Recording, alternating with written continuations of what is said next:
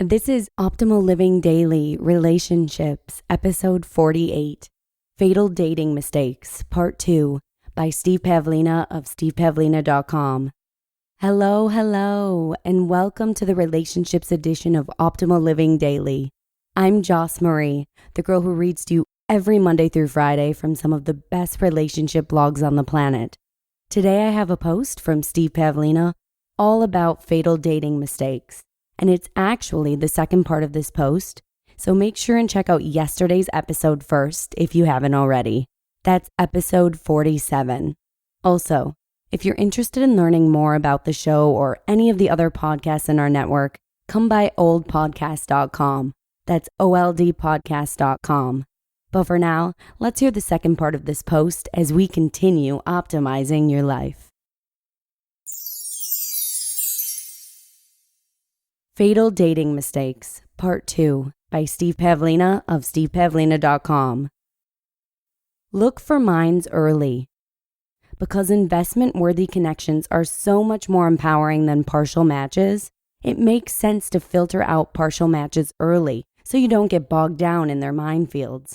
Instead of trying to chase someone and build a connection, I focus instead on filtering for compatibility. If the compatibility is there and if I can see that there's no minefield, that's when I'll get excited and pour my heart into a connection. But if I step on a mine and that scares the other person off, then I feel confident that I just saved us both some needless disappointment down the road. Stepping on a mine doesn't mean being rude or obnoxious and seeing if the other person will tolerate you. That's not at all what I'm referring to here. Stepping on a mine means testing the strength of your compatibility, especially when it comes to lifestyle and values.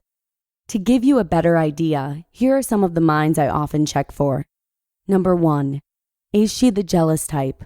How does she feel about non-exclusivity and open relationships? Number 2, is she religious?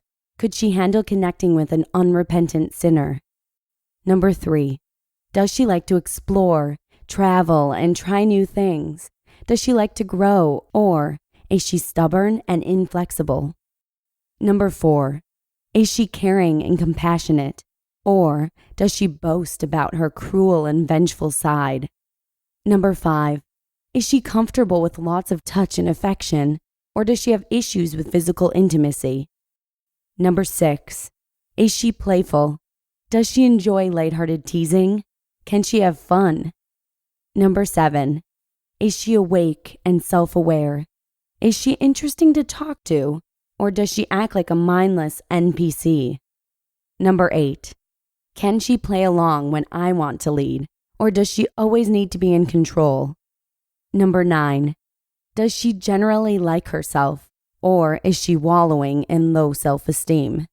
And number 10, is she ready and able to go deeper, or will she bolt as soon as an unresolved trauma gets triggered?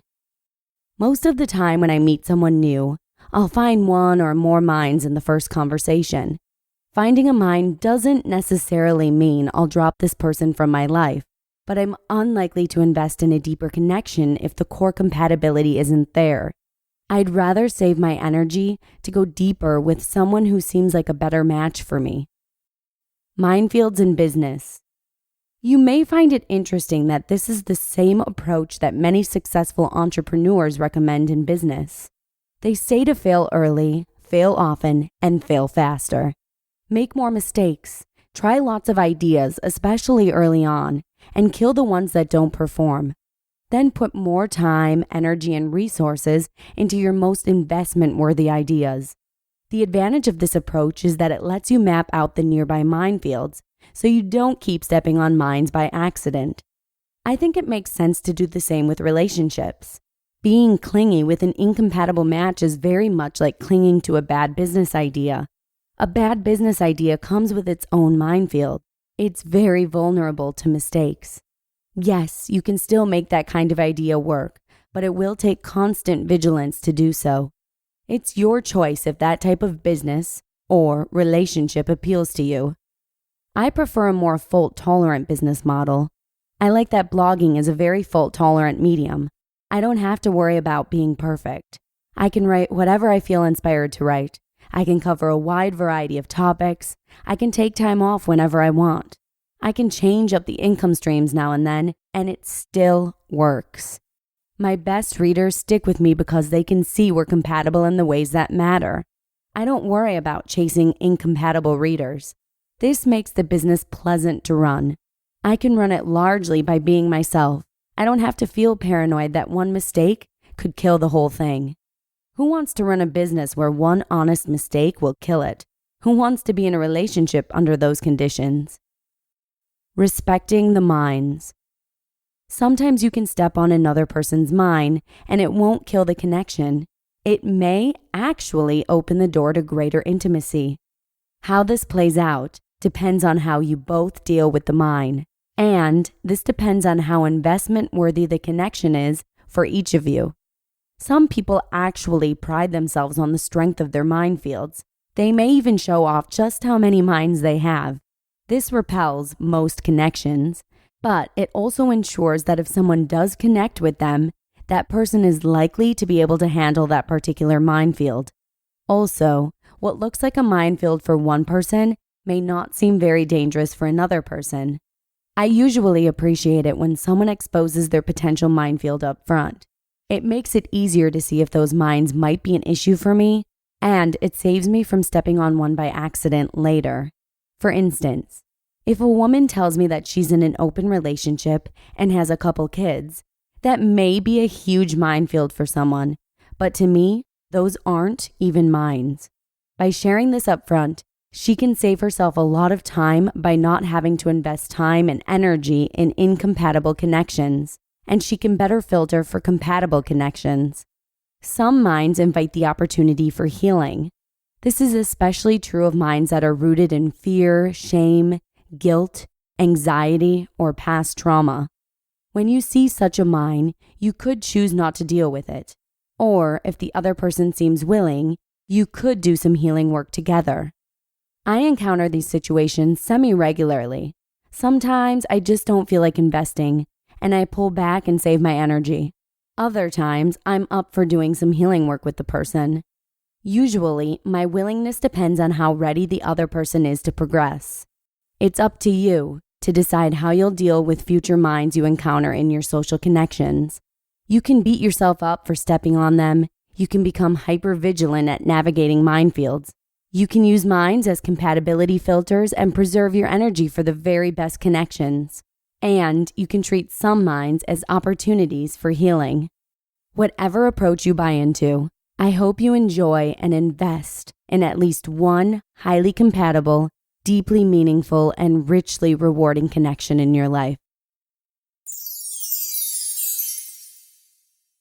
You just listened to part 2 of the post titled Fatal Dating Mistakes by Steve Pavlina of stevepavlina.com. We actually feature Steve Pavlina pretty frequently on some of the other shows in our network too, including Optimal Living Daily and Optimal Startup Daily. So make sure and check them out if you're interested in hearing more of his content. To learn more about this show or any of our other shows, come by oldpodcast.com. And that's it for today. Thank you so much for joining me, and I'll see you again tomorrow, where your optimal life awaits. Hello, Life Optimizer. This is Justin Malik, creator and producer of this podcast, but also Optimal Living Daily, the show where I read to you from even more blogs covering finance, productivity, minimalism, personal development, and more from incredible bloggers like Derek Sivers, Zen Habits, Mark and Angel, The Minimalists, and all the ones you hear on this show too. So if you enjoyed today's episode and like taking amazing blogs on the go, come on over to Optimal Living Daily and subscribe to that one too. And together, we'll start optimizing your life. You've been listening to Optimal Living Daily. Be sure to hit the subscribe button to stay up to date on each new episode, and head to oldpodcast.com. That's OLDpodcast.com for a free gift, as well as more actionable tips and resources to help you maximize your potential. Thanks for joining us, and remember, your optimal life awaits.